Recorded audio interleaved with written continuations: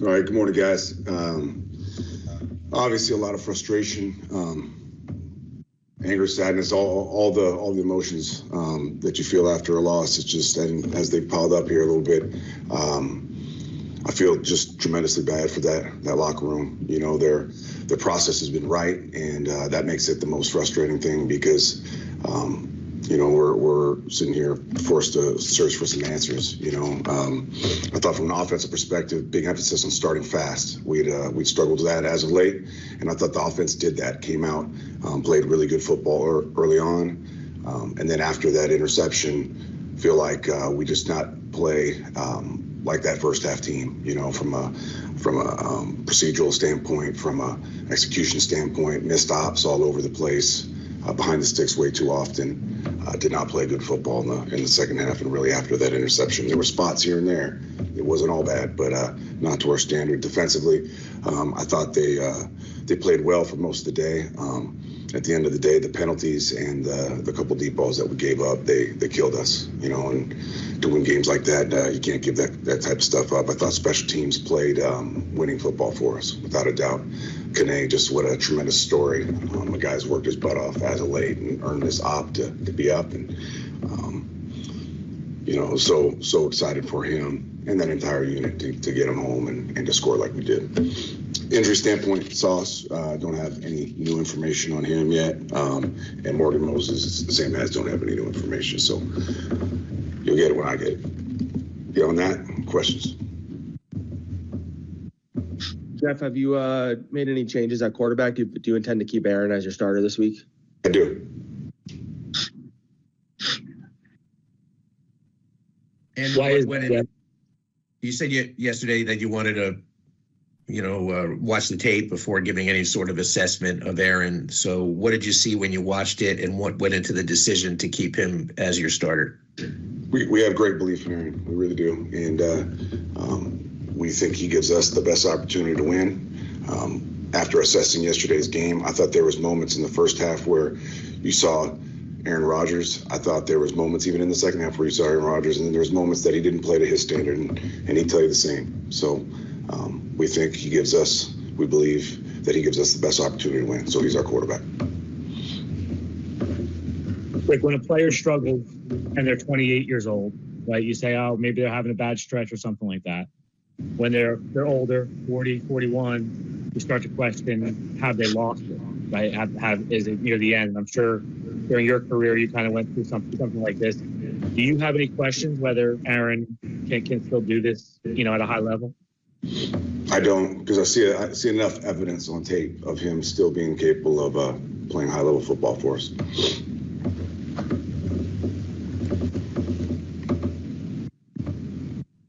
When you talk about what you're seeing on tape, Jeff, I guess just to clarify specifically with that, you look at the numbers and they're not great. He hasn't thrown for 300 yards yet this year. I mean, he's been under 200 yards. I think it is 5 times. You guys are 3 and 9. So there is mounting evidence that maybe he doesn't necessarily give you the best chance to win. So what are you seeing beyond the numbers that gives you that confidence? Well, the games where he was truly healthy, go back to the second Patriot game. And then this game, I thought you started to see his mobility come back. And obviously, I think injury has a lot to do with what his numbers are this season. He's battled through a lot of things, regardless of your age. What he's had is something that, some guys in this league may not play with, So, he's a tough guy, and he feels a high level of accountability to his teammates. That's why he's out there every week for us. And we believe as he gets healthier and his mobility starts to improve, I think you're going to see a better and better version of him. Jeff, if Aaron didn't have the pedigree that he has, would this be a different decision, do you think?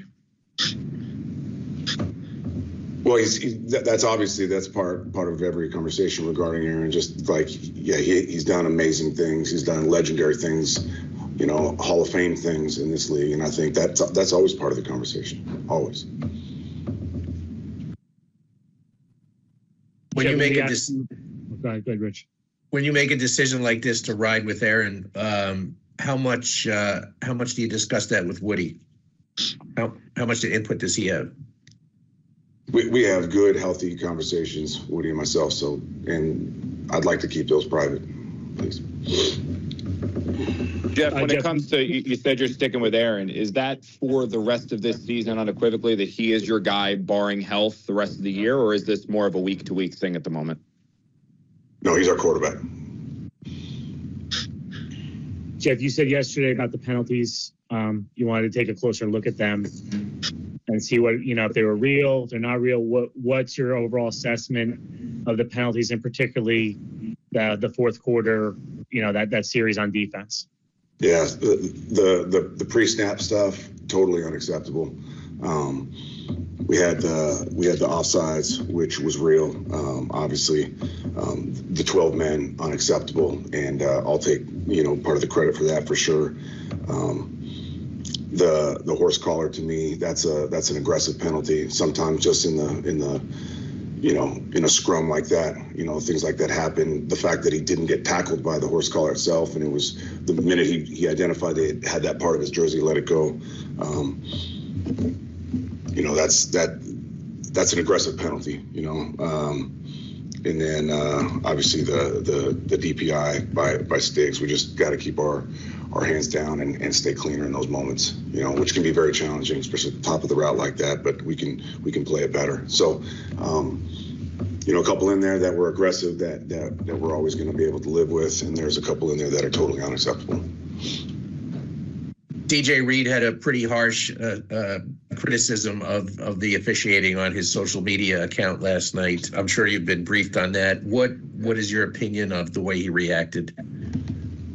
Yeah, I'm going to have a conversation with DJ regarding it, and that'll be between the two of us. But I love DJ to death. I mean, he's a guy that stands for everything that we believe in here. The way he plays, style of play is competitive, tough, scrappy. I mean, he's a player that's been a big part of why this defense has been as good as it's been last couple of years, and love DJ to death. But that's going to be a private conversation between the two of us. But what's your opinion about a player cursing out the league officiating in a public forum?